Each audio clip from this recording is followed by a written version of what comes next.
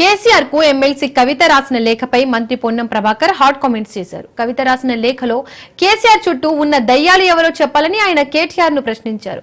కవిత ప్రశ్నలకు సమాధానం చెప్పిన తర్వాత కాంగ్రెస్ పై విమర్శలు చేస్తే బాగుంటుందని అంటున్న మంత్రి పొన్నం ప్రభాకర్ తో మా ప్రతినిధి రాజు ఫేస్ టు ఫేస్.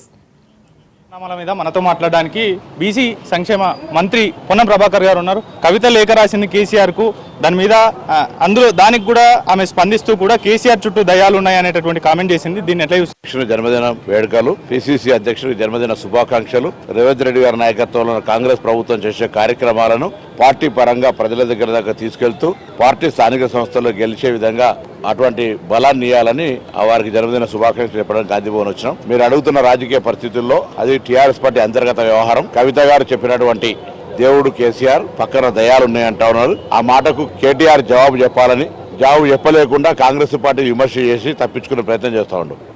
కవిత గారు అడిగినటువంటి మాట దేవుడు దయాలకు సంబంధించి కేటీఆర్ గారు అదేవిధంగా హరీష్ రావు గారు రెస్పాండ్ కావాలని కోరుతా ఉన్నా.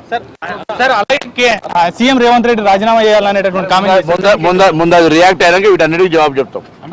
ఇది బీసీ మంత్రి పొన్నం ప్రభాకర్ గారు చెప్తున్నమాట. ప్రధానంగా కేసీఆర్ చుట్టూ ఉన్నటువంటి దయాలు ఎవరో కవిత స్పష్టం చేయాలి, ఆ తర్వాత కాంగ్రెస్ పైన విమర్శలు చేయాలి, వాటన్నిటికి కూడా మేము సమాధానం చెప్పడానికి సిద్ధంగా ఉన్నాం అనేటటువంటి కామెంట్ చేస్తున్నటువంటి పరిస్థితి అయితే ఉంది.